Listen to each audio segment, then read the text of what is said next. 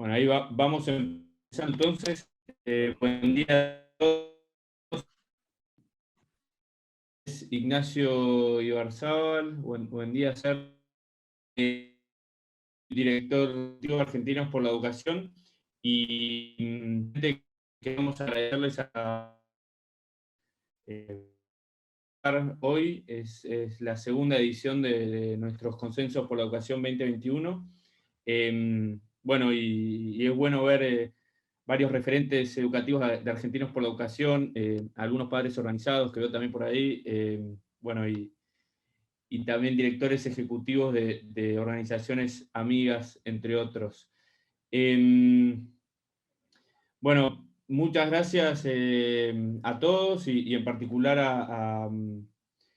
a Pedro Núñez y María José Navajas, que son nuestros invitados de hoy, y también, por supuesto, a Mariano Narodowski por impulsar este nuevo consenso. Yo solo quería compartir un comentario sobre el espíritu de estos encuentros, por qué los estamos organizando. La misión que tenemos en Argentinos por la Educación es contribuir a transformar la educación a partir de datos, consensos y movilización social. Y bueno, esto de consensos nos parece importantísimo, porque creemos que es clave ponernos de acuerdo, ¿no?, en aspectos fundamentales de cómo ir mejorando nuestro sistema educativo, y por eso, nada, creo que el consenso de hoy es muy relevante y muy necesario. Por un lado la tenemos a María José, que es una de las líderes de este movimiento de padres que creo que fue determinante para el escenario de vuelta a la presencialidad que se da hoy, y también a Pedro, que bueno, participó de esta declaración tan importante de la concertación educativa con académicos de todo el espectro ideológico, y bueno, entre los dos creo que son protagonistas de esta discusión de volver a las aulas, y cómo y cuándo volver, ¿no? Así que, bueno, nada más eso. Muchas gracias a todos por estar. Insisto en esa idea de que para nosotros es importantísimo esto de que estos encuentros ayuden a entender las diferencias que por ahí muchos de nosotros podemos tener, pero sobre todo a descubrir coincidencias de las que quizás no somos tan conscientes, porque esas coincidencias son claves para que podamos seguir avanzando. Así que, bueno, te paso, Mariano, para ya arrancar. Muchas gracias, Ignacio, por la presentación. Buenos días a todos y a todas. Es un gusto tenerlos en esta nueva edición, que es la segunda de este año, pero que ya viene desde el año pasado y antes también. La idea es conversar acerca de la vuelta a las aulas, que es algo que ya está de alguna manera u otra sucediendo en la Argentina, y hacerlo a partir de dos integrantes de sendos colectivos como padres organizados y concertación educativa, que tienen componentes distintos y objetivos distintos, pero que en gran medida fueron protagonistas del debate sobre esa situación. Un debate que, como sabemos, en algún momento se puso un poco más áspero y un poco más pasional, pero que, bueno, de alguna manera pudo generar algunas respuestas positivas por parte de los gobiernos. La idea acá es que ellos puedan conversar lo más libremente posible. Hoy no hacemos lo que hacemos en otros consensos, que alguien presente y alguien comente, sino que María José y Pedro van a hacer primero una exposición de no más de 5 minutos para plantear sus puntos centrales, y a partir de eso yo voy a ayudarlos o voy a moderar para una conversación que esperemos que sea lo más productiva posible. Como decía Ignacio recién, tratar de encontrar puntos en común, y si no se puede, por lo menos delimitar algunos disensos o hacer ambas cosas sería lo ideal. Básicamente con el objetivo de poder avanzar en el debate educativo. Yo estoy convencido de que uno de los problemas de Argentina es que la gente no conversa, o en todo caso se conversa entre los que pensamos igual, lo cual es una conversación un poco aburrida. Así que me parece que este ámbito que generamos desde Argentinos por la Educación puede ser un pequeñísimo aporte a generar un clima un poco más razonable de convivencia, de intercambio, de argumentación racional, etc. Bueno, los presento muy rápidamente, pero si ustedes están en las redes sociales o en la vida académica ya los conocen. María José Navajas es historiadora, es tucumana, es egresada de la Universidad Nacional de Tucumán, investigadora del CONICET. Y Pedro Núñez es sociólogo, también es investigador del CONICET y de Flaxo y de la UBA. Así que vamos a empezar, vamos a hacerlo por orden alfabético, como solemos hacerlo. Somos 3N, empezó Narodowski por orden alfabético, ahora sigue Navajas y después sigue Núñez. Así que María José, bienvenida, y más o menos a los 5 minutos te voy avisando. Hay otra cosa acá, con los tiempos no somos rígidos. Tratamos de que la gente que viene a exponer, digo, pueda conversar con tranquilidad y digamos, si hay que extenderse 1 minuto, 2 minutos, 10 minutos más, no hay mucho problema. Yo te aviso más o menos a los 5 por las dudas. Gracias, María José.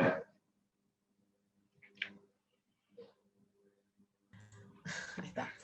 Bueno, muchas gracias por la invitación. Voy a tratar de ajustarme a los tiempos porque me interesa la posibilidad del intercambio. Así que brevemente comento para quienes no están al tanto y no están obligados a estar al tanto, por supuesto, que este grupo, digamos, de padres organizados, que se llama así, bueno,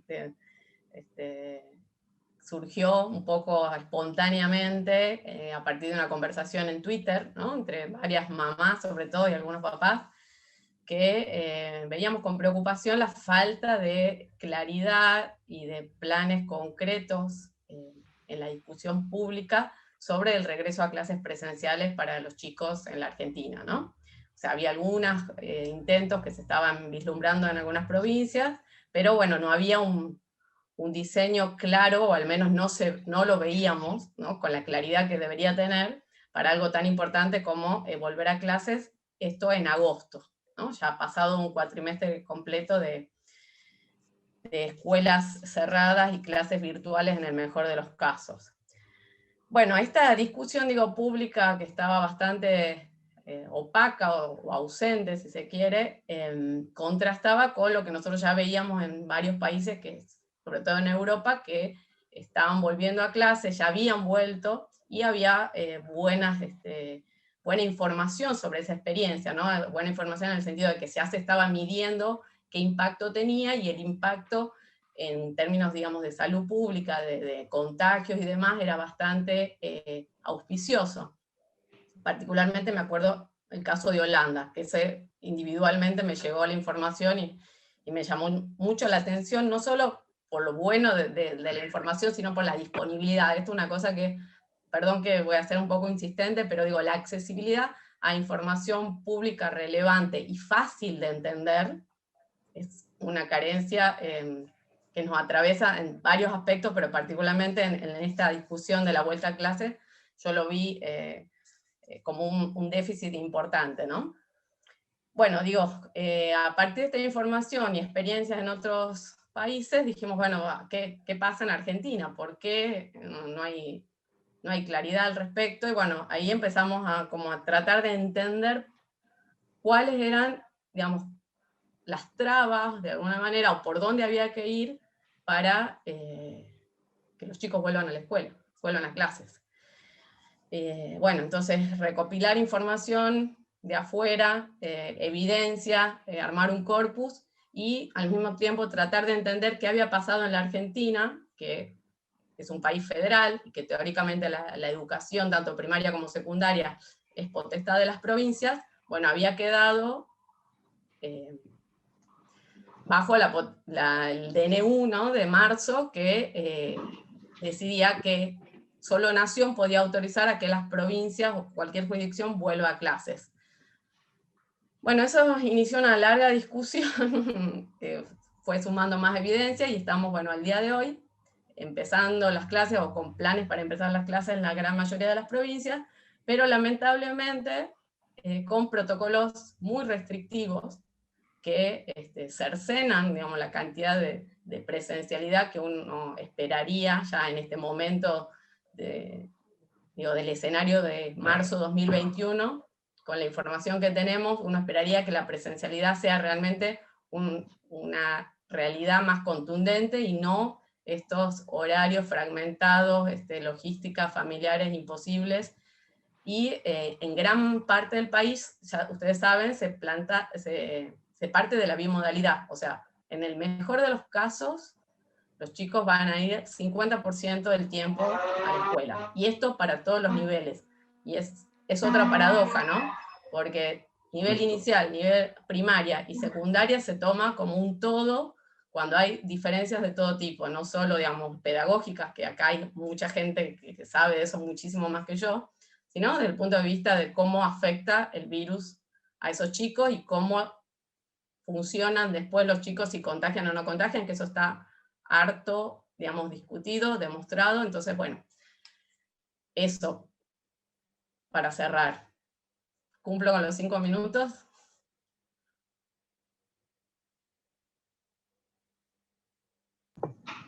Muchas gracias, perfecto.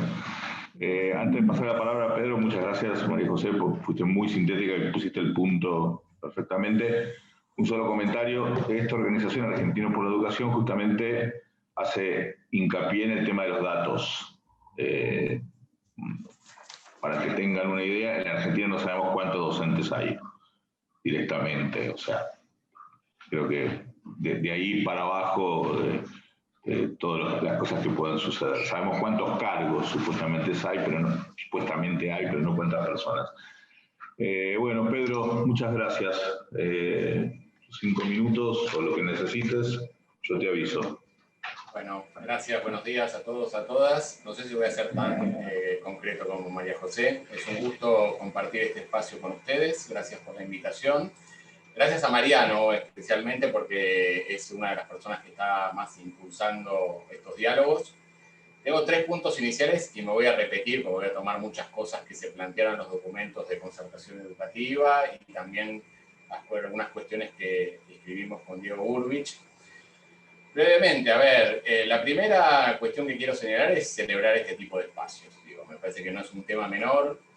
Tengo una sensación que tal vez sea errada, y es que el tema educativo es un tema muy minoritario en la agenda ciudadana, en la agenda mediática y en la agenda de gobierno, y que por lo tanto queda atrapado y a su vez queda atrapado en una discusión de minorías. Entonces, exagerando un poco lo que ocurrió en los últimos meses, la sensación es que había minorías intensas que se pronunciaban a favor o en contra de tal o cual cuestión y que eso imposibilitaba la construcción de algunos puntos mínimos. Y no estoy con esto queriendo decir que el consenso tiene que ser absoluto, sino de hecho ya no tengo más sueños de parlamentarismo extremo y creo que efectivamente el conflicto, como decía Simmel, es un mecanismo sumamente integrador de la vida social y que lo necesitamos, pero sí que permite, sí que es necesario llegar a algunos acuerdos básicos, algunos puntos mínimos. Y como antes decía Mariano en la presentación, el problema se exacerba porque no es que no haya discusión. Hay eventos, encuentros, textos, charlas, webinars, reclamos, pero que parecen diseñados para hablarle a los propios y no para discutir con otros, ¿no? Entonces me parece que el primer punto es esto de reconocer los aportes que hacen otras personas, que no hay ni tierra arrasada ni iluminados gracias a quienes se vuelve a la presencialidad y que esto es parte de la discusión, ¿no? Que hay diferentes demandas planteadas por distintos grupos, que todas son igual de legítimas, aunque tengamos, sí, posiblemente ideas muy diferentes acerca de qué tipo de modelo educativo queremos, ¿no? Entonces, dicho esto, voy al segundo punto para pensar en un tercer momento la hoja de ruta, ¿no? Digo, está claro que hay un problema con la educación y por lo tanto allí necesitamos saber, tenemos buenos diagnósticos, contar con buenos diagnósticos y pensar las soluciones. Esto ya lo venimos diciendo, ¿no? El sistema educativo tenía antes de la pandemia un montón de problemas y algunos puntos fuertes. Entre los problemas está la diferencia de los presupuestos educativos de cada provincia, la creciente descentralización, es decir, estamos yendo a una descentralización exacerbada y que esto se potencia a nivel de cada distrito ya, con experiencias que son muy dispares entre sí, con capacidad de equipos técnicos muy distintos, con recursos disponibles diferentes, y esto, por supuesto, que impacta en la posibilidad de llevar adelante políticas educativas. A su vez, cada nivel tiene sus propias vicisitudes, ¿no? En inicial está lejos de encontrarse una agenda que combine ese proceso educativo con políticas de cuidado. Primaria y secundaria son figuras en reverso. Me parece que primaria, ese motor de la igualdad, esa máquina cultural en el sentido de Sarlo, sigue siendo el gran espacio de inclusión. Antes las maestras pelaban a los alumnos y ponían cintas rosas a las mujeres, hoy tratan de deconstruirse maestros y maestras, luchan incluso contra su propia formación, ¿no? Binaria, de pensar la igualdad como homogeneidad, pero, y esto creo que se nota en los protocolos y en los regresos iniciales que están teniendo lugar, es el sistema que mejor se puede adaptar, ¿no? Y secundaria tiene esa matriz selectiva, por lo tanto, hay muchos problemas, ¿sí? Y ahí llego al tercer punto, y con esto cierro, perdón si me extendí inicialmente, y ahí es que nos preocupa, ¿no? Nos preocupan los procesos de segregación, nos preocupa que se pueda pensar alternativas de distribución de la matrícula que sean más justas, nos preocupa revalorizar la escuela pública, nos preocupa pensar que las instituciones privadas también se hagan cargo de parte de aquellos sectores, por ejemplo, con mayores problemas en su trayectoria, o habilitamos, por el contrario, que se puedan sacar de encima sin pensar en esa distribución de la matrícula, y sobre todo discutir la distribución de los recursos, ¿no? No estamos pensando que el regreso a clase puede darse sin más, sino que es necesario poner en discusión al menos la necesidad de la gestión educativa, de una gestión educativa que quiera a sus empleados y empleadas, que quiera tener más presupuesto en sus partidas y que quiera, por lo tanto, llevar adelante políticas educativas de más largo alcance. Cierro con esto. Muchas gracias, Pedro. María José, ¿querés seguir con el diálogo o yo pregunto, vos, ¿tenés algo para decir? No, apuntar una cosa que dijo Pedro, que habla de la descentralización exacerbada, que en realidad lo que yo pude ver es que hay dos cosas, lo malo de las dos cosas, ¿no? De la centralización exacerbada, ¿no? Cuando, digamos, dependíamos del Ministerio de Educación Nacional o directamente del Poder Ejecutivo Nacional para que se habilitaran las clases. Pero por el otro lado, al momento de garantizar que todos los chicos de la Argentina puedan volver a la escuela, aparece esta descentralización exacerbada que dice Pedro. O sea, ahora se dinamitó otra vez, ¿no?, la decisión, y yo estuve leyendo protocolos realmente absurdos, ¿no?, con información que ya está caduca, de, bueno, páginas y páginas de cómo sanitizar y desinfectar y demás. Y esto en varias provincias que ya nos informaron, no se está teniendo en cuenta la diversidad dentro de las provincias.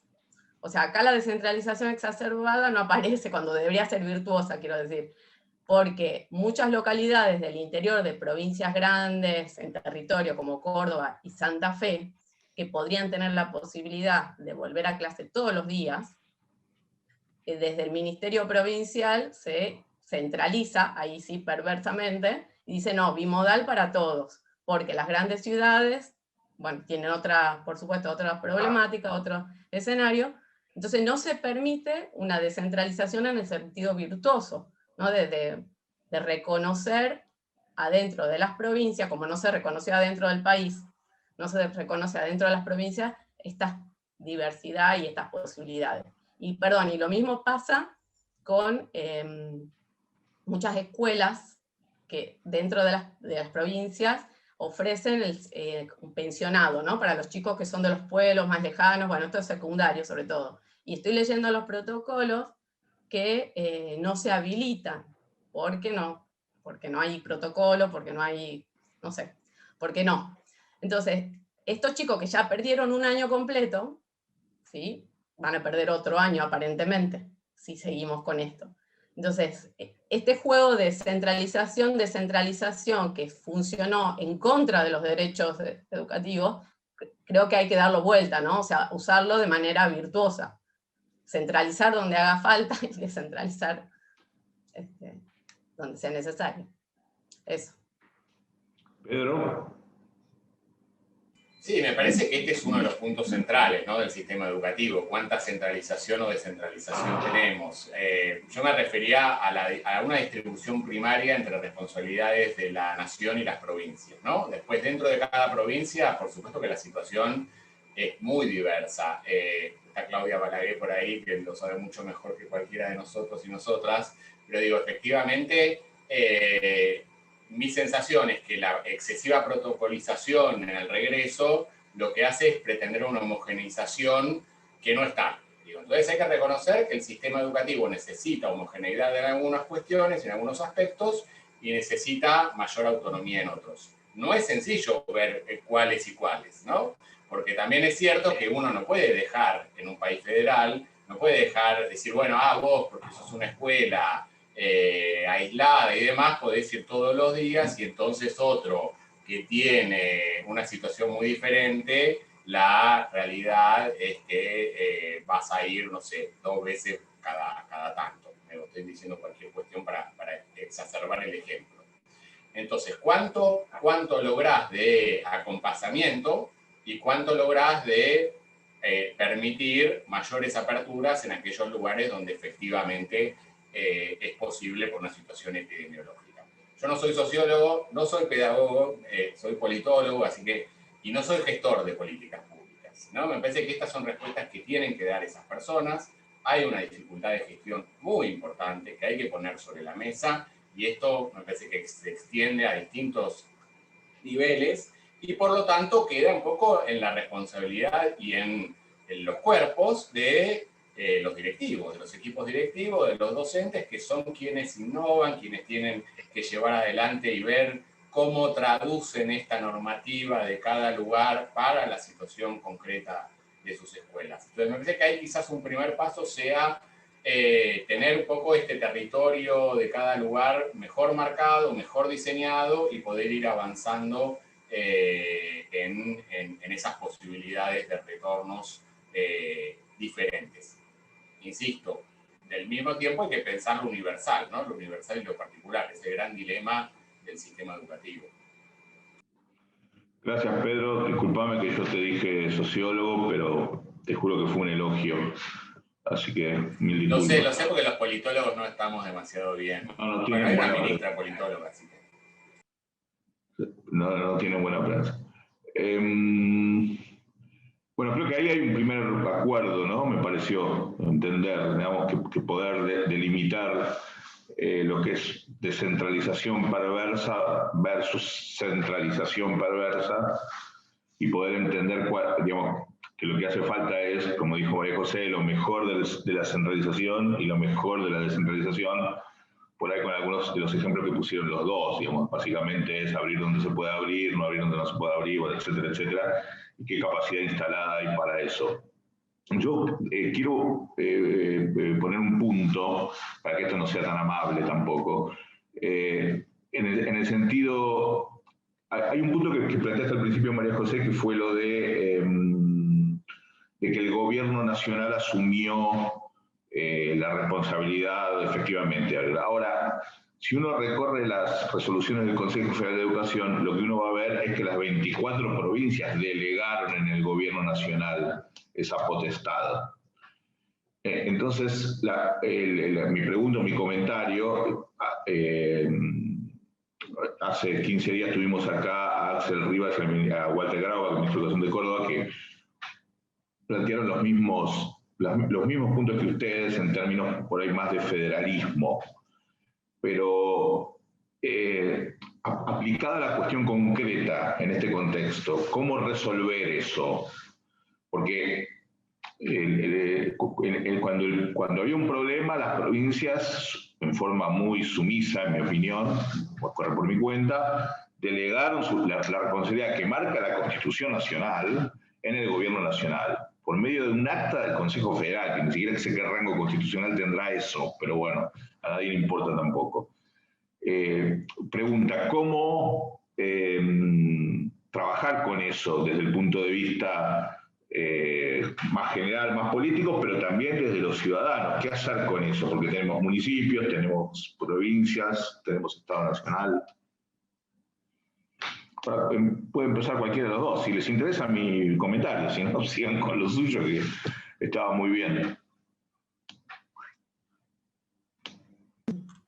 No, yo, a ver, honestamente no tengo una respuesta a eso. Y esto voy a hablar, puedo meter un poquito mi Meta sin problema. formación de historiadora del siglo XIX, ¿no? En el siglo XIX, cuando se redacta la Constitución, uno de los primeros artículos decía que el gobierno nacional, o sea, el Poder Ejecutivo Nacional garantizaba las autonomías provinciales siempre y cuando las provincias garantizaran a su vez a su población, entre una de las cosas, el acceso a la educación. Entonces, bueno, esta función del federalismo que damos autonomía, las provincias tienen autonomía, tienen soberanía, pero a su vez existe un ente superior que es el Estado Nacional, que tiene que fiscalizar que esas provincias garanticen a sus ciudadanos el derecho. Bueno, eso tiene que funcionar. Ahora, ¿cómo eso funciona en la práctica? ¿Cómo se fue construyendo y cómo, si, año 2020, eso se aplicó? Bueno, por supuesto corrió mucha agua, pero eso yo creo que no nos debemos olvidar nunca. O sea, los dos, digamos, estados, o sea, el Estado provincial y el Estado nacional, tienen que trabajar colaborativamente en función de los derechos de los ciudadanos. Aquí, digamos, más allá de las interpretaciones políticas, partidarias que uno puede hacer, eso no funcionó armoniosamente.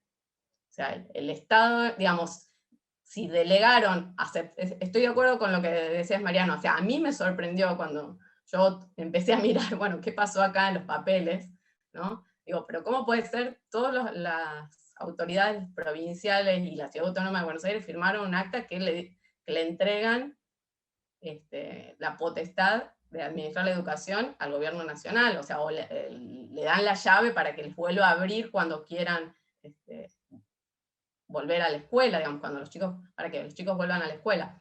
Bueno, ahí hay una lectura política, obviamente, a mí me excede o la tendré, pero no me parece que la tengan que brindar acá. Pero creo que hay una enseñanza ahí, ¿no? De cómo el federalismo funcionó de manera inversa a lo que estamos reclamando para que garanticen el derecho a la educación de los chicos.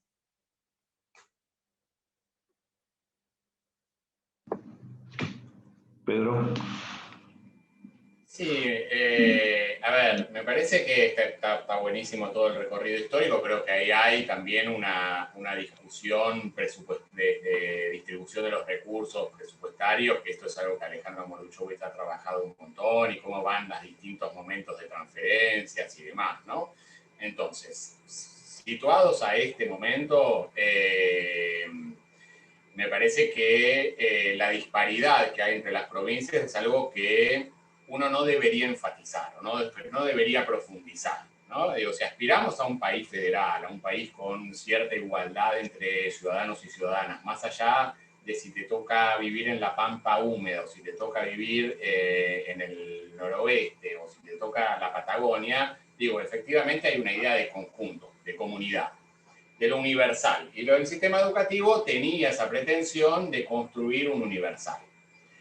Eso se ha ido perdiendo por diferentes razones, y me parece que esto se ha exacerbado con la pandemia, al punto hoy que cada distrito piensa su política educativa de manera sumamente autónoma, independiente de lo que puede ocurrir en un conjunto del país.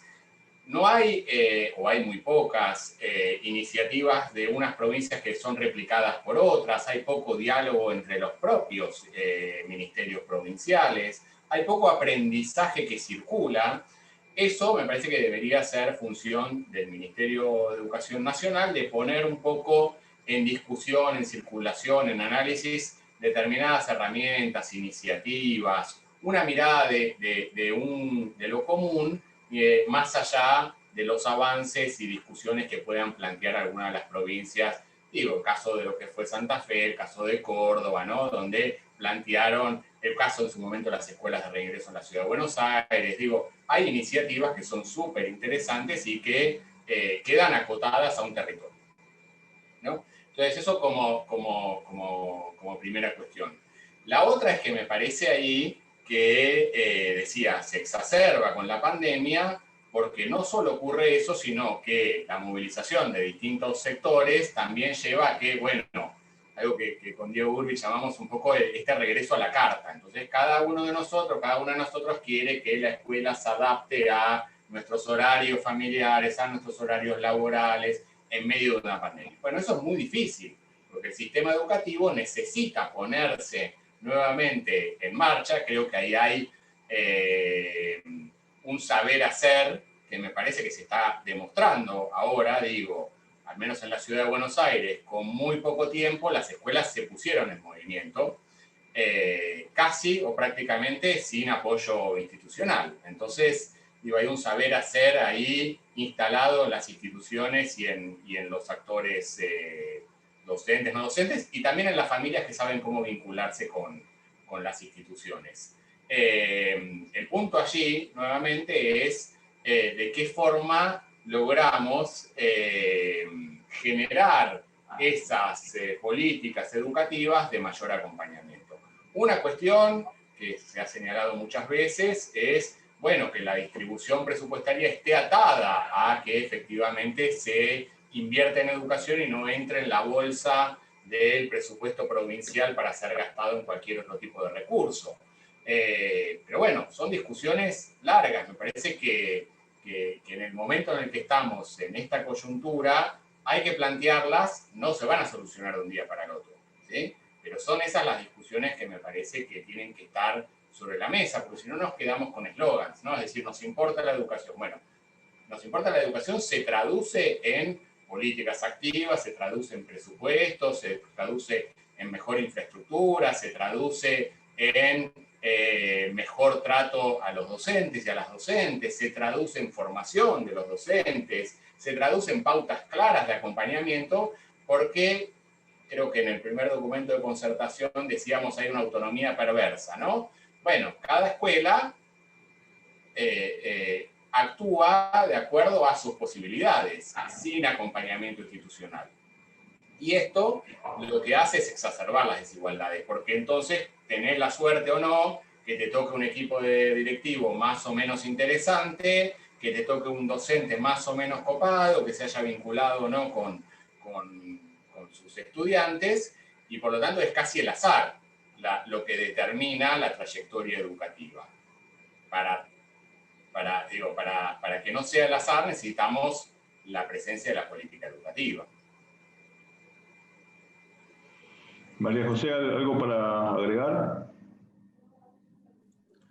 No, o sea, estoy de acuerdo con lo que dice Pedro.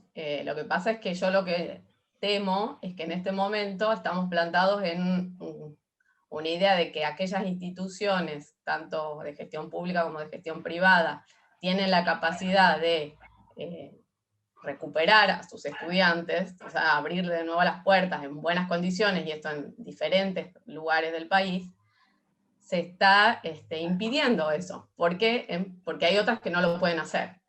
En realidad, lo que está pasando es que esta disparidad que dice Pedro, que es previa, se ha hecho mucho más evidente, y entonces ante la posibilidad de reabrir y que los chicos vuelvan, se quiere establecer un parámetro de igualación, pero que va hacia abajo y va en desmedro de los chicos, porque esto no beneficia a nadie. O sea, al único que beneficia en última instancia, si quieren, es al que no gestionó, como dice Pedro, o sea, no hubo gestión adecuada. Y esto no lo estoy pensando en clave partidaria, ni para beneficiar a un distrito en otro, sino por cosas que me cuentan familias del interior del país, de provincias del interior, vuelvo a esto, que nos dicen, nosotros cuidamos la escuela está en tales condiciones, acompañamos, son escuelas públicas muchas, ¿no? Y sin embargo, no nos dejan que los chicos vuelvan todos los días. O sea, ponen el sistema bimodal para los chicos de jardín de infantes, para primaria, que no tienen ningún sentido, no los puede revincular de manera efectiva y significativa al aprendizaje ni a su rutina escolar. Entonces, yo no sé cómo se soluciona, no tengo soluciones. Yo cuento lo que voy aprendiendo de la diversidad de lo que es este país, y lo que yo veo es poca decisión para ir hacia adelante, ¿no? O sea, los protocolos que los reunió Argentinos por la Educación, ¿no? Creo que debe haber 11 de los 20 y pico que debería haber, no hay aprendizaje. No hay aprendizaje de la información científica, no hay aprendizaje de lo que pasó el año pasado. Voy a señalar un caso puntual de La Pampa, pero no porque tenga nada en contra de La Pampa, sino porque el año pasado La Pampa, que fue una de las provincias que volvió, el criterio para cierre de la burbuja, bueno, ¿no? Ya aprendimos todo este lenguaje, era no solo el contacto de la burbuja, o sea, no solo la burbuja con el docente incluido, sino también el contacto del contacto estrecho, ¿se entiende? O sea, no solamente quedaban confinados 15 días los niños que pertenecían a esa burbuja, sino la familia. Con lo cual me contaban casos extremos de una familia que hizo 15 días de confinamiento, volvieron y a los 2 días lo volvieron a confinar 15 días. Bueno, ese criterio sigue estando en el protocolo de hoy de La Pampa. Entonces, no hay aprendizaje, no hay lo que decía Pedro, esto de intercambiar, o sea, que la información no solo entre los ministerios provinciales, sino también lo que pasó afuera, lo que hizo Uruguay, lo que están haciendo en Europa hace meses, todo eso no llega, no se procesa, o se procesa parcialmente, y seguimos entrampados en una discusión con un retraso fácil de 6 meses, que los únicos perjudicados son nuestros niños. Pedro, ¿querés agregar algo? Sí, a ver, una coincidencia y un contrapunto.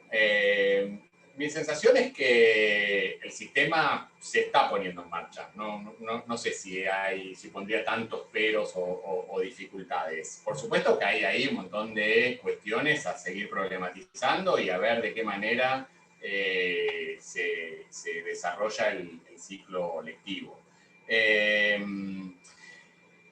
Ayer, un poco cuando difundía esta actividad, Flavio Buccino decía, bueno, los protocolizadores, ¿no? Bueno, me parece que hay ahí un tema con los protocolizadores y poder señalar esto de querer regular todo.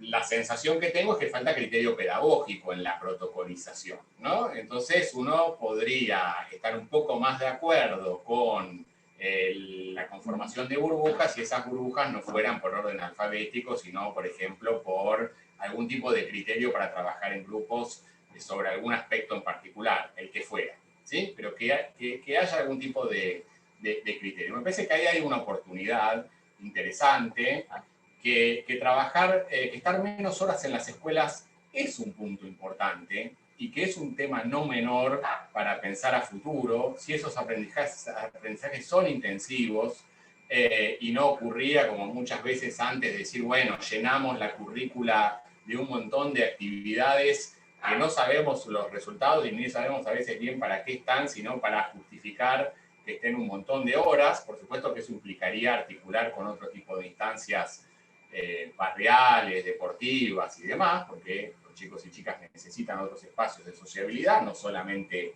el educativo. Y entonces allí sí me parece que hay una discusión a pensar, que tiene que ver con de qué manera articulamos la cuestión de los protocolos más epidemiológicos con protocolos o con ideas, para ponerlo en otros términos, educativas, ¿no? Cómo ponemos en circulación ideas pedagógicas, de política para niños, niñas, adolescentes y jóvenes, de articulaciones de instituciones y demás. Y el contrapunto que sí me parece que quería resaltar, digo, me parece que está bueno enfatizar esto de que hay lugares del país, no sé, ciudades donde no hay casos y que por lo tanto se puede volver, y que todas las escuelas que están en esa ciudad, en ese ejido urbano, por ejemplo, pueden al mismo tiempo comenzar, sean estatales, sean privadas y demás, ¿no? Ahora, plantear que dentro de un mismo distrito haya instituciones que pueden regresar y que por lo tanto sería injusto que no pudieran hacerlo hasta tanto no esté arreglada la escuela, y retoma con una discusión de Twitter porque el mundo educativo es mínimo, ¿no? Que decía, bueno, ¿por qué tengo que esperar que vuelva al Nacional Buenos Aires hasta tanto no esté la escuela de Pindorchito de acá a la vuelta? Bueno, sí, porque es importante, porque el sistema educativo es igualitario, o tiende a la igualdad, o tiene esta pulsión igualitaria. Y no es un tema menor si dejamos de lado esa pretensión igualitarista y por lo tanto es que se vuelva donde se vuelva, o la mantenemos. Mantenerla implica no decir, che, no vuelve nadie hasta que no estén las condiciones, sino enfatizar que es necesario esto que Dubé llamó en algún momento pasar de la igualdad de oportunidades a la igualdad de posiciones, que lo que ocurre en la escuela de la vuelta de nuestra casa y lo que ocurre en la del centro y lo que ocurre en la periferia sea más o menos similar. Sabemos que no es así. Sabemos que la desigualdad está instalada y que el tipo de institución educativa al cual uno vaya casi que predetermina nuestro futuro. Digo, la Argentina no tiene sistemas de ingreso a las universidades, sino que se dan antes. De acuerdo al tipo de institución secundaria donde uno vaya, ya más o menos hay un camino trazado. Bueno, ahí hay una discusión a dar. Pero Pedro, corregime María José si me equivoco, pero eso no sería lo que María José llama, y la consecuencia de lo que está planteando no sería lo que María José llama igualar para abajo. A ver, igualar para abajo, ¿qué sería? A ver, hay que igualar. ¿Sí? Si unos tienen clase y otros no tienen clase, no hay igualdad, como principio básico. Ahora, ¿es injusto que no tengan clase quienes pueden tenerlo? Yo digo, no, en principio me parece que si están dadas las condiciones, me parece perfecto que vayan. Ahora, lo que no puede determinar nuestra vida es que fuiste a una institución que tiene las condiciones y que fuiste a una institución que no tiene las condiciones. Me parece que hay que, si uno tiene que priorizar, y por ejemplo, si decimos, priorizamos aquellas instituciones o aquellos lugares del país que pueden regresar y que vuelvan más horas, buenísimo. ¿Por qué no priorizamos que vuelvan más horas quienes más desconectados estuvieron? Sería otro criterio de justicia. Son criterios a discutir. Por supuesto, digo, estamos... Por eso es el punto precisamente de la discusión o del contrapunto. Todos queremos volver a las escuelas presenciales. La cuestión es qué priorizamos. Entonces ahí es donde se abre el tipo de modelo educativo que queremos trazar. Esa es la verdadera discusión sobre la política educativa. ¿Hay que priorizar que regresen unos o hay que priorizar que regresen otros? Lo ideal sería que regresen todos, ¿sí? Ahora, sabemos que eso a veces, bueno, en algunos lugares no es posible. Me parece que los recursos deberían destinarse más a algunos lugares que a otros. A ver, yo estoy de acuerdo con el criterio de priorizar a los que estuvieron desconectados, pero ese criterio era para el año pasado, era para agosto del año pasado, si querés. O sea, después de un año, tienen que volver todos los chicos. Yo honestamente no quiero que, digamos, la variable sea, si hay una escuela que no está en condiciones, bueno, no vuelve nadie. Esa igualación es espantosa. O sea, en realidad lo que tenemos que hacer, bueno, a ver, las escuelas que no están en condiciones, ¿qué hacemos para que vuelvan todos los chicos? Pero mientras tanto, tienen que volver. O sea, sí, yo no dije eso, María José. No, ya sé, no. Sí, lo que digo es que no puede ser la discusión solamente que vuelvan aquellas que pueden. Porque si no, de ninguna manera. De ninguna manera, nunca dije eso. Lo que quería hablar y ponía el ejemplo de estas escuelas del interior de Santa Fe, de Córdoba, es que son en general escuelas de localidades chicas, ¿sí? Que son escuelas públicas, que están en condiciones de que los chicos vayan todos los días, pero que la bajada del Ministerio Provincial es que hay bimodalidad para todos. Entonces, esa igualación es perversa. ¿Por qué se tiene que regir el pueblo, el progreso, desde Santa Fe de 3.000 habitantes, por lo que pasa en Rosario? ¿Entendés? Eso es lo que voy. O sea, ¿por qué si hay escuelas, no sé, en Resistencia que no se arreglaron, tenga que, digamos, el pueblo, no sé, otro pueblo, digamos, que sí tiene las condiciones, o un colegio que sí trabajó, o la comunidad educativa que sí trabajó para la escuela, tengan que dejar de ir los chicos porque los que tenían que hacer las cosas no las hicieron, después de un año. Esto, o sea, a mí lo que más me, perdón, a veces levanto el tono. Totalmente de acuerdo con eso, digo, me parece que en eso estamos de acuerdo. Perdón, eso Pedro, me desespera, ¿entendés? Que hemos perdido mucho tiempo. Perdón. Compartimos, empatizamos, por lo menos yo completamente, da mucha bronca. Ahora la pregunta para esas escuelas del Chaco en donde no se hizo nada, ¿cuál sería, en tu opinión, lo que habría que hacer? ¿Que vuelvan igual aunque no se hizo nada? ¿Que vuelvan? O sea, ¿cuál sería la respuesta? No sabemos. ¿O sí? No te puedo, ¿cómo voy a mandar a los chicos a la escuela que está en obra, ¿no? Y a los docentes. Yo hablo de los chicos porque hablo como mamá, no, de ninguna manera. Yo te doy un ejemplo. Pero digo, si no permitimos que vuelva nadie, lo que hacemos es tapar la impericia en donde no se hicieron bien las cosas. Eso Ok.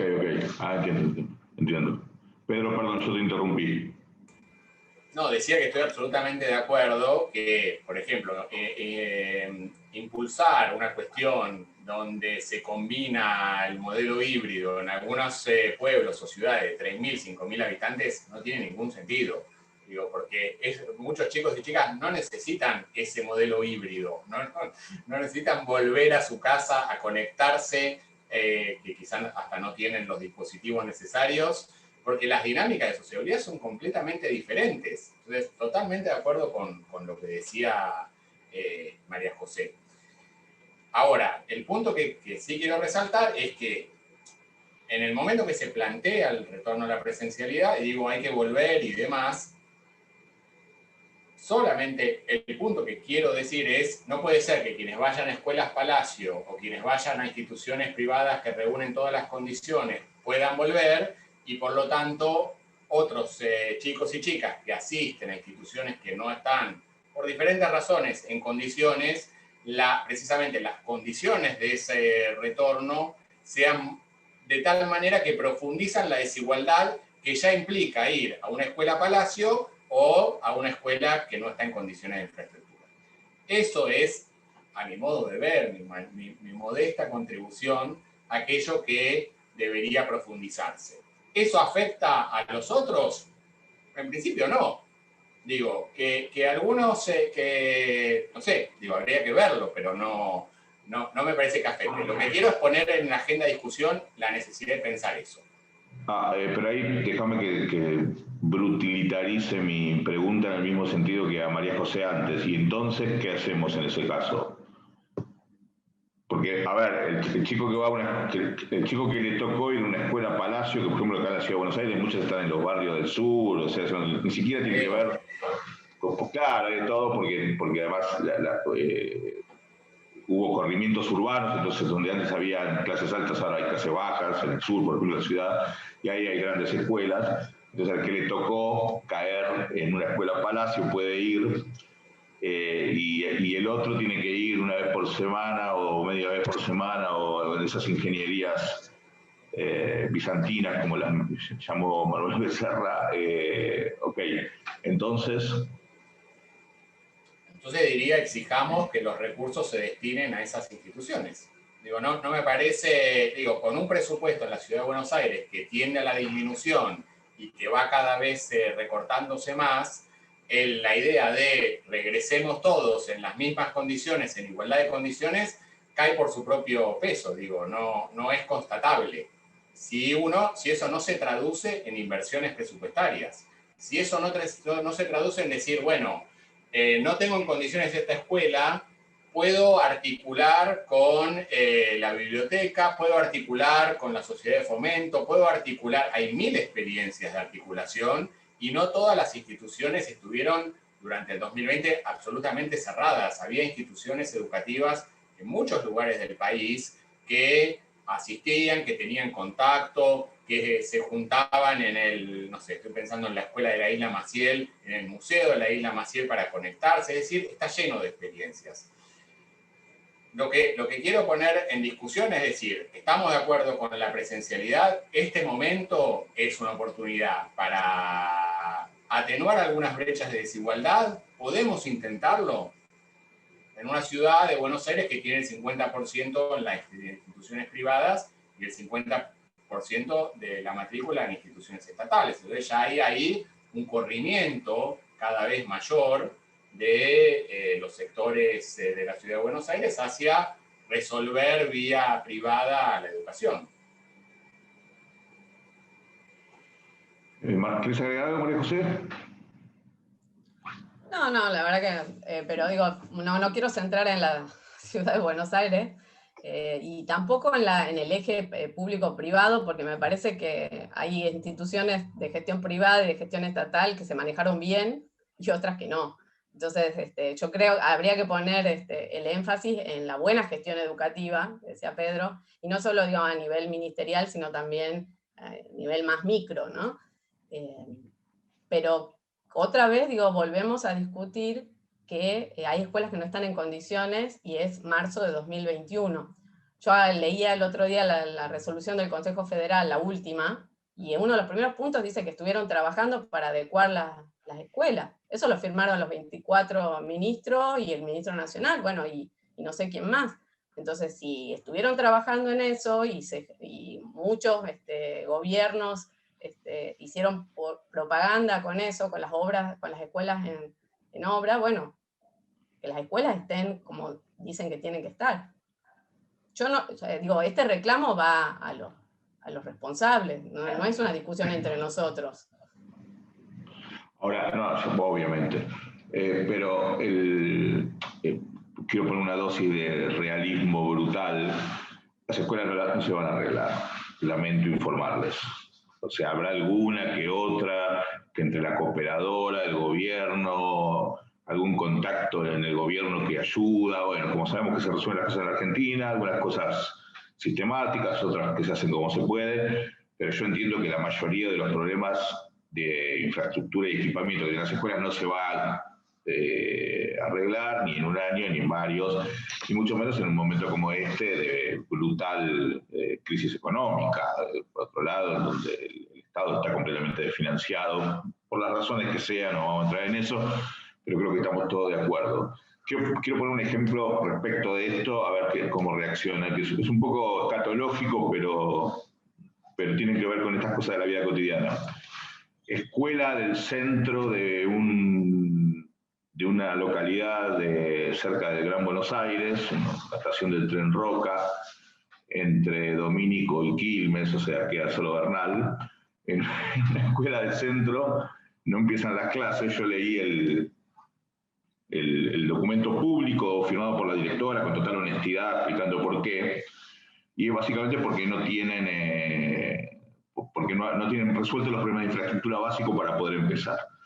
Escarbé un poquito más porque me interesaba saber cuáles eran, y uno de ellos es el baño, por decirlo de lo escatológico, el baño de los docentes. El baño de los docentes está roto. Entonces yo pregunté, ¿hace cuánto que está roto el baño de los docentes? Hace 4 años, y nunca se arregló. Yo creo que en cualquier laburo normal, si el baño de los empleados está roto, uno presiona hasta que el patrón lo arregle de alguna manera. Es completamente razonable que la gente no quiera ir a trabajar si no tiene un baño digno donde hacer lo que tiene que hacer. Claro, ahora viene la pandemia, entonces está la ventana para reclamar eso, o la necesidad de reclamar eso. No me quiero poner a juzgar lo que pasó, pero ahí los chicos no van a tener clase, entre otras cosas, porque no hay baño de los docentes desde hace 4 años. Ahí sería un caso de autonomía perversa. Los chicos tienen que pagar ese costo. Los docentes tendrían que ir a dar clase como siempre porque el baño nunca funcionó. Disculpen la brutalidad, pero finalmente son esos los problemas que seguramente, María José, ustedes reciben en Padres Organizados. Sí, o sea, exactamente ese es el tema. Cada escuela, cada situación particular, eso está lleno de testimonios, digamos, de lo que vos decís, o sea, y bueno, ¿y a dónde vamos con eso? Y eso quiero, aprovecho para meter a otra cosa. sea, la desesperación de muchas familias, y me incluyo, ¿no? Bueno, en cierto momento, era ¿a dónde reclamamos? ¿A dónde vamos para que los chicos puedan volver a la escuela? ¿A quién le reclamamos? Bueno, eso en medio de tanto Estado que tenemos, en medio de tanta burocracia, la gran mayoría de las familias no lo conoce, no sabe. O cuando logra dar con algún funcionario, digamos, burócrata de abajo, en el buen sentido burócrata, son evasivas, respuestas que se van posponiendo. Y va pasando el tiempo, bueno, esta escuela 4 años, no tengo nada más para agregar, bueno, pero el tema es que en toda esa demora, en todo ese tiempo y en esas discusiones que se siguen dando y en esas cuestiones que no se resuelven y quedamos mareados con toda la burocracia y aplastados por eso, los que están en el medio de eso son niños, niñas y adolescentes que siguen sumando días sin volver a la escuela y en condiciones cada vez peores. Pedro.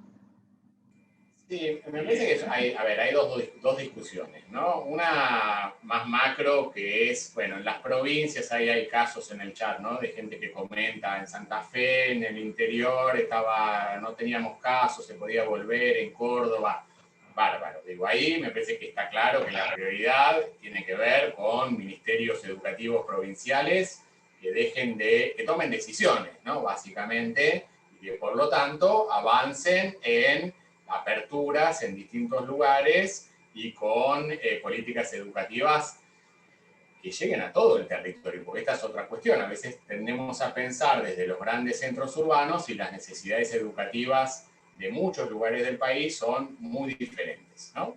Entonces, esa es una primera discusión que me parece que estamos más o menos de acuerdo.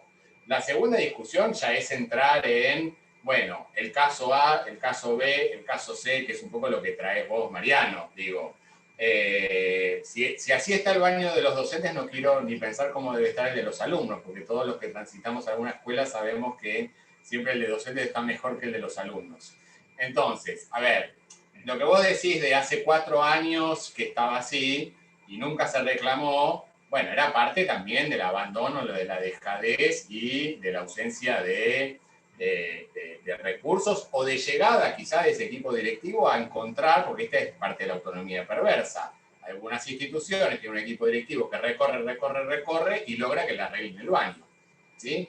Eso es parte de lo que discutimos, ¿no? De las dificultades del sistema. Y por lo tanto, bueno, no podés depender solamente de que la directora se mueva para lograr que le arreglen el baño. Ahora, también achacar y decir, antes ibas a dar clase y ahora no, y bueno, qué sé yo, hay una pandemia, es distinto, ¿no? Es como cuando discutimos, y es un tema mucho más álgido, que es la distribución de las vacunas. Bueno, no es lo mismo antes, cuando las vacunaciones, y lo que es la distribución de una vacuna en plena pandemia. No, son cosas completamente distintas. Yo diría ahí que efectivamente habría que,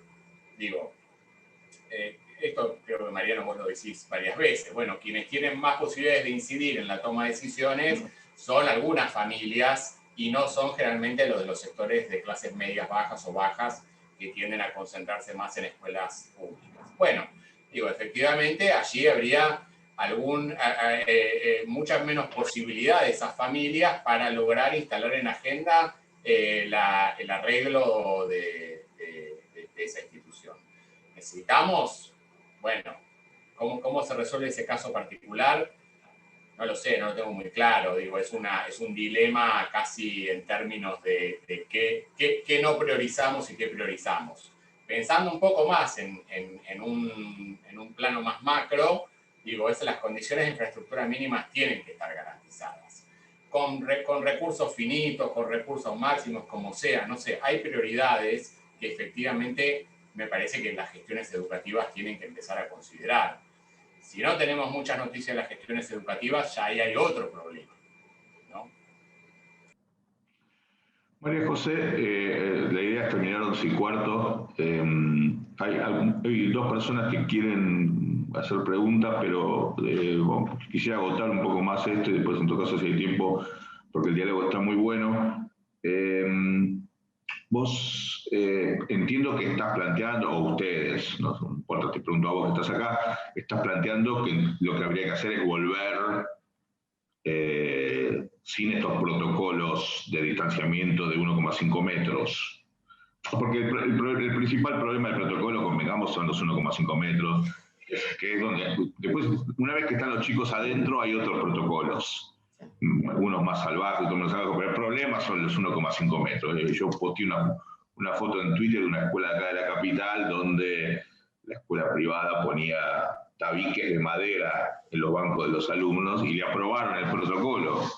Pero bueno, supongamos que eso fue simplemente un problema de control de calidad. Sacando esto, tu idea o la idea de ustedes es pensar en una vuelta sin importar ese 1,5 metros.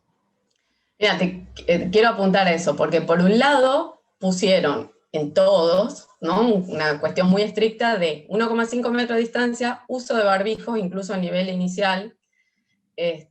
Bueno, tantos chicos por aula, obviamente, que tiene que ver con el 1,5, distancia de 2 metros con el maestro, y en el caso de cuando tenés un caso primero sospechoso y después confirmado, se cierra toda la burbuja como si fuera contacto estrecho.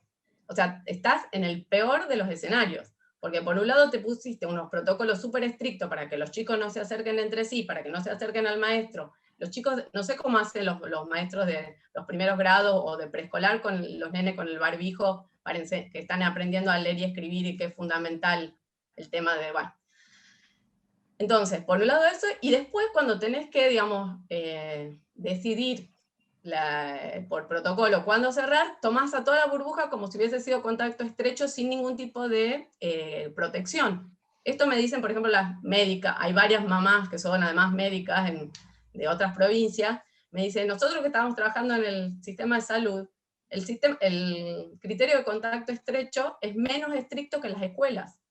¿Sí? Entonces, estos protocolos, no solo que ya partimos de una base de que los chicos no pueden ir todos los días por el 1,5 metros, el famoso 1,5 metros, porque las aulas no dan para que estén todos los chicos, sino que además permanentemente vamos a tener interrupciones para todo el grado, para toda la burbuja, porque se aplica un criterio de contacto estrecho exagerado.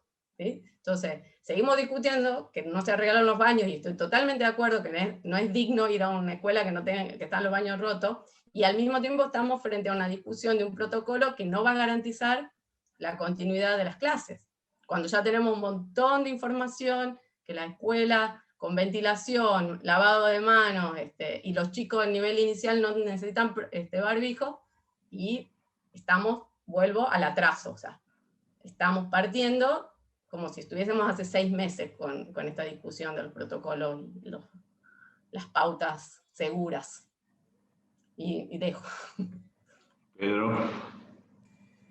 No, digo, mi sensación es que los protocolos se van a tener que terminar relajando, porque digo, hay una dinámica de lo educativo que ocurre una vez que uno entra en una escuela que, no sé, en los abrazos, ayer, digo, esta cosa de los juegos en el patio, de correr, de si te escuchan o no te escuchan, digo, lo vamos viendo, y todos los que tenemos hijos o hijas en el sistema educativo sabemos que esta semana ya está ocurriendo. Entonces, digo, los protocolos se van a tener que ir actualizando permanentemente, y coincido que ahí hay una discusión y que no puede quedar atrasada. Es decir, una vez que uno define volver a la presencialidad, tiene que ir a correr ciertos riesgos. Digo, efectivamente, se abre, se vuelve, y por lo tanto, con algunos acuerdos mínimos y básicos, como toda actividad, porque digo, toda actividad que ha retornado estableció protocolos, tampoco me parece mal que haya, y que no podemos pretender regresar como si nada hubiera pasado.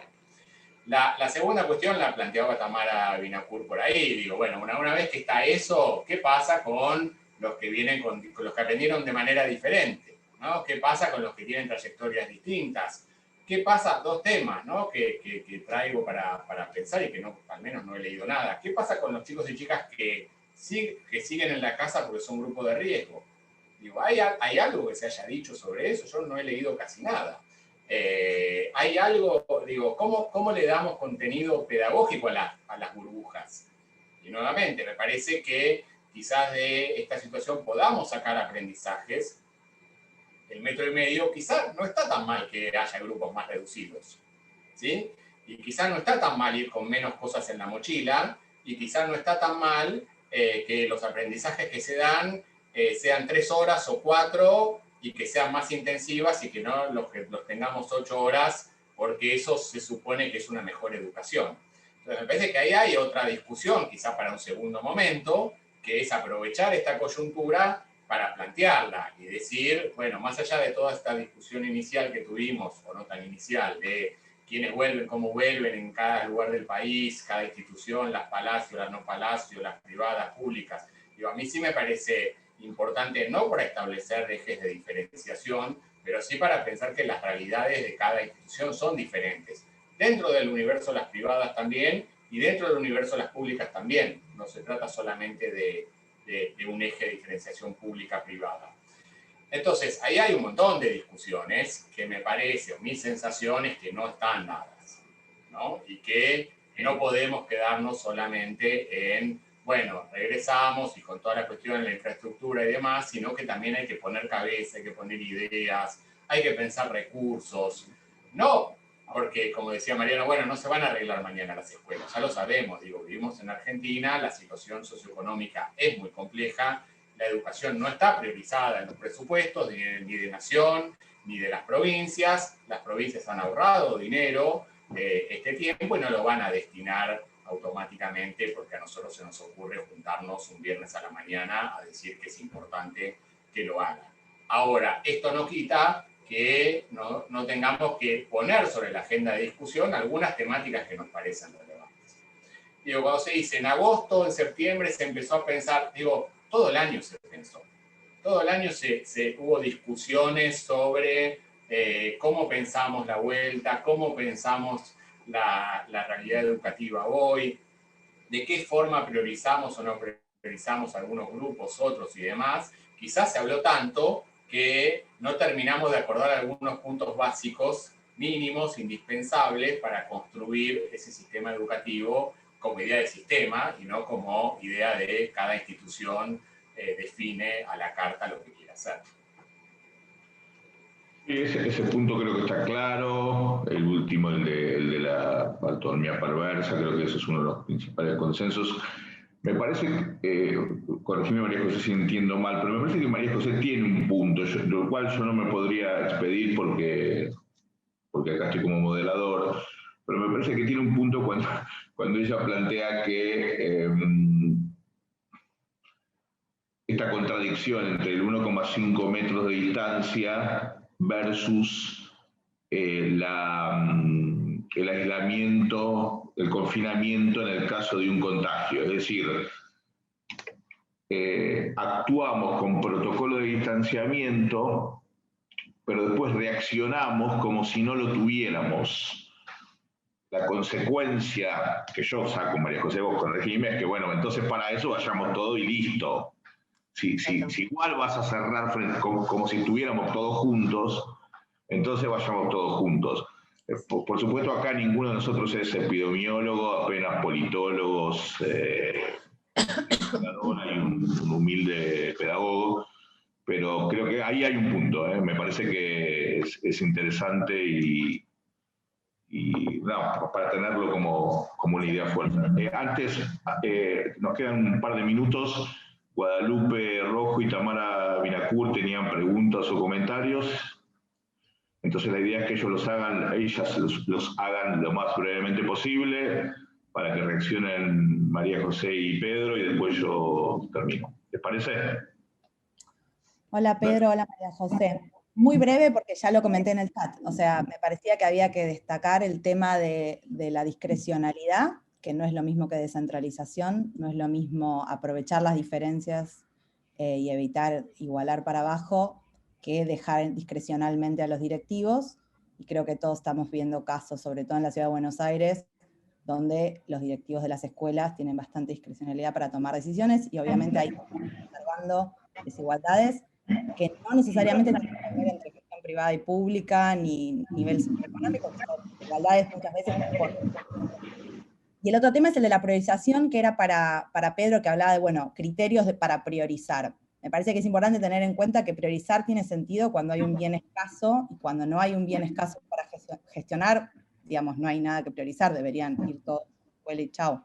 Entonces, por ahí sí, descentralizar y mirar, bueno, en cuáles regiones y contextos hay un bien escaso, y esto puede variar en el tiempo, porque hoy una región no tenga un bien escaso y más adelante cambie la situación epidemiológica y haya que achicar las burbujas o se restrinja la cantidad de docentes y ahí hay que volver a gestionar y plantear de nuevo cuál es la estrategia. Pero no tiene sentido hablar de priorizar cuando no hay algo escaso para priorizar. Eso, simplemente. Gracias, Guadalupe. Tamara, ¿estás por ahí?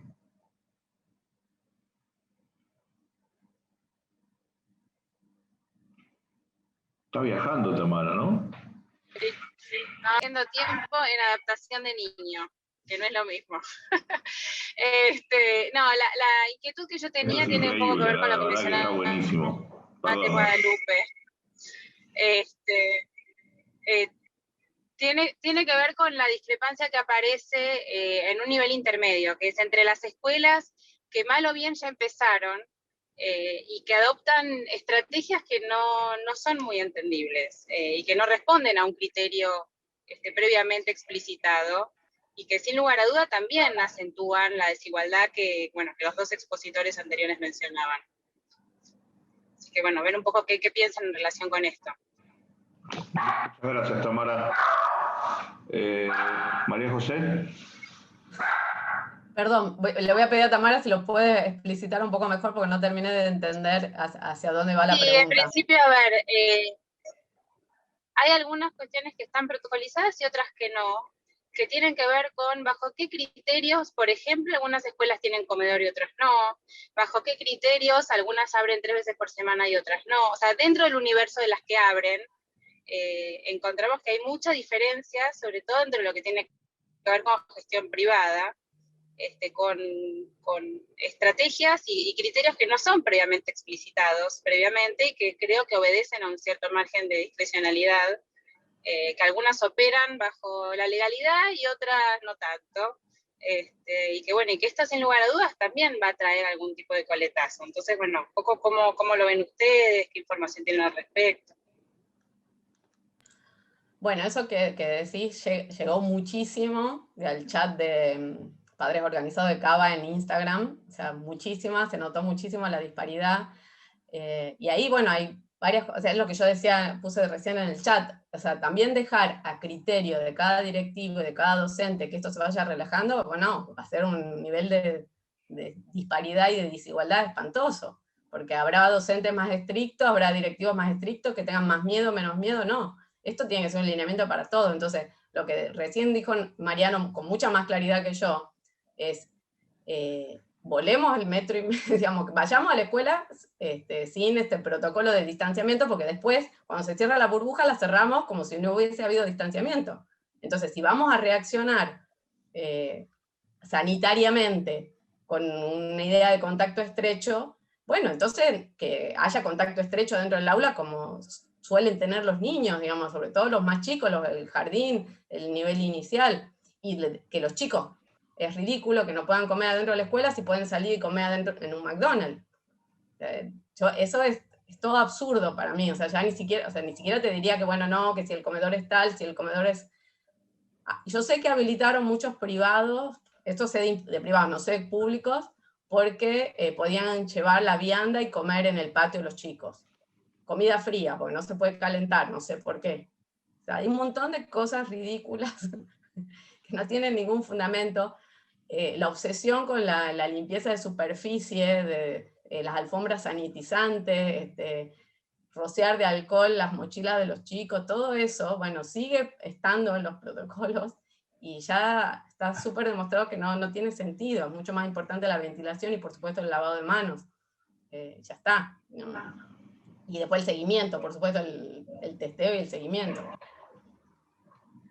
Muchas gracias, María José. Pedro. Sí, a ver, acuerdo que los protocolos tienen cosas medio delirantes y que por eso señalaba antes que mi sensación es que el protocolo va a ir saltando por los aires en el sentido de que la dinámica escolar y de sociabilidad va a ir propiciando otras conductas. Y que por lo tanto se tendrán que ir resolviendo esto, ¿no? Esto que, bueno, Tamara está ahí con la adaptación.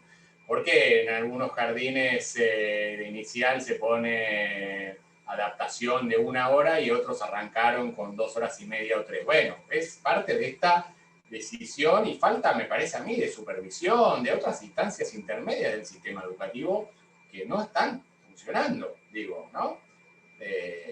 No sé qué pasa ahí, si es una cuestión de la gestión o de dónde, pero no se está bajando con claridad ahí acompañamiento. Porque bajar no es bajar solamente protocolos, es bajar ideas, es bajar acompañamiento, es programas, es equipos, es ayudarte a pensar cómo reorganizar lo curricular, son todas estas cuestiones, ¿no? Ahora, lo de Guadalupe, a ver, un bien escaso, por supuesto que es un bien escaso, las credenciales educativas son un bien escaso, las vacantes en las escuelas son bienes escasos. Me parece que, digo, ahí hay un aspecto central de la desigualdad. El sistema educativo lo que hace es distribuir bienes que son públicos de manera desigual y por lo tanto pensar y preocuparse por aquellos que tienen menos accesos a determinados bienes culturales, que son los que una sociedad determina como los que todos deberíamos tener acceso, me parece que es una pregunta central. Y por lo tanto, sí, priorizar a aquellos que están más alejados de la oportunidad de acceder a los bienes culturales a disposición en una sociedad es clave. A mí me parece que es importante, que hay que ponerlo sobre la mesa, que un aspecto central, no para discutir ahora que estamos ni siquiera en marzo regresando a las instituciones, pero que en algún momento vamos a tener que pensar un sistema de distribución de vacantes un poquito más homogéneo, un poquito más igualitario, y que en algún momento vamos a tener que pensar formas de ingreso, por ejemplo, a la secundaria, que también sean un poco más igualitarias, y no sea tan determinante la institución a la que asistís, porque si no, terminamos todos y todas colonizando determinados espacios. Lo mismo que la discusión sobre el profesor por cargo, a mí me parece maravilloso y creo que es un punto central, pero también, ¿qué profesores y profesoras vamos a concentrar en qué escuelas? ¿De qué manera? ¿No? Eso establece también algo que podría a priori ser interesante, podría llegar a conformar, bueno, que te toque a aquellos que recién empiezan o los más grandes que no quieren saber más nada. Digo, ahí las soluciones no son sencillas, pero sí claramente creo que la educación es un bien desigualmente distribuido y que la incertidumbre de la pandemia profundiza esa desigualdad en el acceso.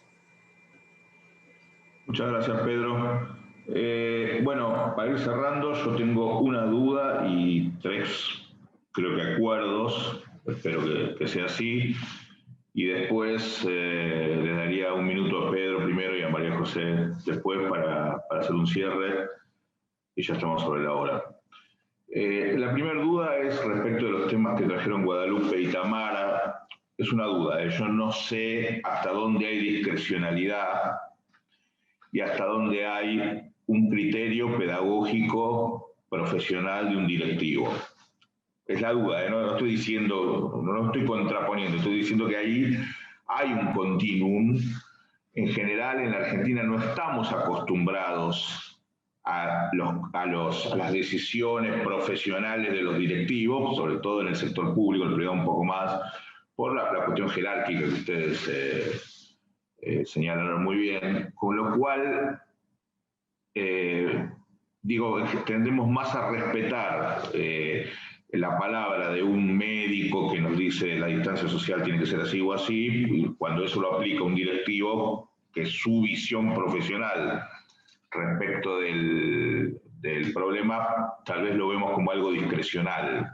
Ahí yo creo que hay un punto para pensar. Es una duda, yo creo que evidentemente debe haber casos de discrecionalidad, obviamente, pero hay otros que tal vez me queda la duda. Incluso lo digo también como papá, que a veces estoy recibiendo con chicos en primaria, que estoy recibiendo las notas que recibimos todos y yo lo haría de otra manera. Bueno, pero yo no estoy ahí, así que ahí me parece que hay un punto, pero bueno. Después quiero señalar 3 cuestiones y ya les doy la palabra. La primera es cuestión del federalismo, centralización, descentralización, es un tema recurrente en estos consensos. Acá hubo acuerdo respecto del rol jugado por nación y provincias, en un sentido general por lo menos, que no fue muy productivo, tanto en las decisiones que se tomaron, como el utilizar el 2020 para hacer lo que había que hacer, etcétera, etcétera. Me parece que ese es un punto de acuerdo y en términos concretos, pero también me parece que en términos generales acá van surgiendo todos estos encuentros que evidentemente con la educación argentina algo hay que hacer con la cuestión de la toma de decisiones porque tenemos problemas realmente graves. Segunda cuestión, un elemento que planteó medio de pasada María José, pero que a mí me parece muy importante, que ella dijo, las familias no sabemos dónde reclamar. Y ahí evidentemente también hay un problema, que me parece que todos estamos de acuerdo, en el sentido de que las familias, y yo me anticiparía a un comentario de Pedro, no solamente las familias, incluso los estudiantes, los alumnos, no hay canales institucionales de participación. Yo siempre, desde el punto de vista académico, estudié mucho el proceso de privatización educativa y hago una autocrítica en el sentido de que los sectores medios privatizamos en general, por supuesto que hay excepciones, pero privatizamos nuestra decisión escolar y de esa manera beneficiamos a los funcionarios porque le sacamos un actor importante del debate público, que es la clase media, dado que los sectores sociales de menores recursos suelen tener otras prioridades que la educación, como por ejemplo la subsistencia alimenticia o la vivienda. Entonces ahí efectivamente creo que hay un problema y ojalá que esto de la pandemia, esto lo hablamos mucho con Ignacio y con Víctor en Argentinos por la Educación, ojalá que la pandemia sea un puntapié inicial de estas movidas, que sean amplias, que sean plurales, que no estén partidizadas y sobre todo que sigan en el tiempo, ¿no? Cuando esto pase, que el día pasará de una manera o de otra, podamos todo esto seguirlo sosteniendo.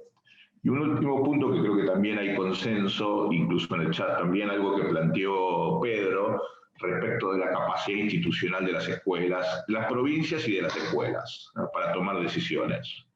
Digamos, esa dualidad centralismo perverso, descentralización perversa, tiene un correlato donde finalmente las escuelas que tienen que decidir y qué capacidad tienen para decidir y cómo son acompañadas para decidir y quién toma las decisiones y qué costos pagan esas directoras con las cuales nos enojamos, que si no tomaran las decisiones que toman con las cuales nosotros nos enojamos, tal vez estarían pagando costos por otro lado.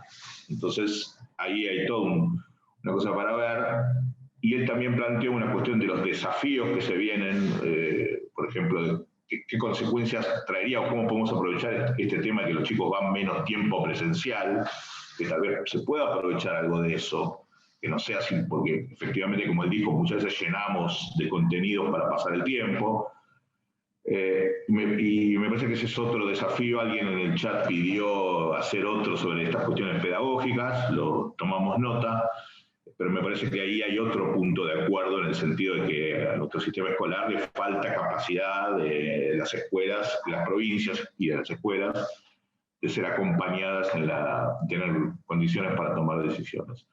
Yo estoy muy conforme y cierro con esto, estoy muy conforme con lo que acabamos de hacer, porque la verdad que hay muchos puntos de consenso, también hay algunas disidencias, como quedó establecido aquí, así que la verdad que me parece que todos aprendimos, así que Pedro y María José, para que ustedes cierren. Bueno, sí, esto a mí lo que decías, Mariano, que lo dije al pasar, sí me preocupa, digamos, que las familias tengamos una voz relevante, significativa en la discusión de la escuela. O sea, acá nos estalló la situación en la cara porque no teníamos a dónde recurrir, y esto tanto escuelas públicas como escuelas de gestión privada. Y quiero meter acá, perdón, al final, que depende de las universidades nacionales. Nosotros también dialogamos con muchos padres y madres, con chicos en las escuelas que dependen de la universidad, que es otro mundo, pero que tampoco tenían ningún tipo de respuesta, y los chicos, la verdad, transitaron un año 2020 trágico. Incluso estamos hablando en general población que tenía conectividad, no tenía problemas, digamos, de dispositivos, porque es un segmento, digamos, de la clase media que todavía apuesta por las escuelas públicas, y que eran escuelas públicas de altísima calidad, ¿no?, educativa. Bueno, ese franja tampoco tuvo a dónde recurrir, y son padres formados, son profesionales que tienen acceso, y no sé si no tuvieron a quién recurrir, o en muchos casos aceptaron la situación, y creo, me acordé, no sé si está todavía Fernando Rossi, que es de Mendoza, y él tiene mucha experiencia en esto, digamos, de transitar el diálogo como padre de escuela dependiente de la universidad. Entonces digo, no es solamente un tema de que los papás resignamos, digamos, dejamos que se privatice y entonces nos quedamos sin esa participación pública en las escuelas de gestión estatal, sino también que en muchas escuelas de gestión estatal, como serían las de la universidad, tampoco hubo espacio para que los padres pudieran reclamar por el derecho a la educación para los chicos. Y es hoy, 26 de febrero, que gran parte de las escuelas que dependen de las universidades nacionales en todo el país no tienen resuelto cuándo y cómo vuelven a clases. Muchas gracias, María José. Pedro, para que cierre vos también. Bueno, agradecerles, la verdad que no mucho más que agradecer estos espacios, la invitación a Argentinos por la Educación, a Mariano, el gusto de compartir el espacio con María José. No podemos seguir abriendo más temas, los colegios que dependen de las universidades son un mundo aparte, y ahí hay otra discusión, y son vacantes escasas, y otra manera de pensar esos bienes culturales. Creo que es parte de esa también exacerbación de la fragmentación que tenemos, y que por lo tanto requeriría toda otra discusión. Me quedo con dos cosas. Una, el tiempo escolar, ¿no? ¿Qué es el tiempo escolar? Por ahí aparecieran, ¿no? La escuela es una máquina organizadora de la temporalidad, de las familias, de la vida cotidiana y demás. El calendario escolar determina lo que hacemos, nuestros periodos de vacaciones, las posibilidades que tenemos o no. La pandemia ha trastocado todo eso y ahora hay que rearmar ese tiempo escolar. Me parece, o mi sensación es que hay una posibilidad, una oportunidad para que ese tiempo escolar sea más gratificante para chicos y chicas, más allá de las familias. ¿Sí? Que no sea solo la familia, sino que el sujeto de derecho tiene que ver con alumnos, alumnas, estudiantes, jóvenes que están transitando su experiencia educativa y que quizá estar menos horas en la escuela sea hasta mejor para ellos y ellas, ¿no? Y él no lo haría de esa manera. Creo que hay, lo decía Mariano por ahí, yo tuve la misma sensación y diría, bueno, pero la burbuja que le tocó a mi hijo mayor la haría de tal forma. Bueno, están haciendo lo que pueden en muy poco tiempo, en algunas jurisdicciones superponiéndose exámenes del año pasado en secundaria con el inicio de clases. Hay una importante tarea que están llevando adelante equipos directivos y docentes, y esperemos, o la expectativa es acompañarles y que efectivamente la maquinaria educativa empiece a recorrer, a funcionar, y ojalá lo haga en un sentido igualitario. Nada más. Bueno, muchas gracias, María José, Pedro, muchas gracias a todos ustedes por estar acá. La verdad que yo me voy conforme, aprendí un montón de cosas y creo que nos acercamos un poco más a construir algunas ideas interesantes que nos pueden servir. Así que nos pasamos apenas 3 minutos del horario, nos vemos la próxima y ya cuando tengamos claro cuál va a ser el próximo consenso, seguramente lo vamos a invitar. Muchas gracias de nuevo a ambos por la muy honesta, clara e inteligente participación. Muchas gracias, Mariano. Muchas gracias, Ignacio. Gracias a todos Gracias por la educación, a quienes estuvieron.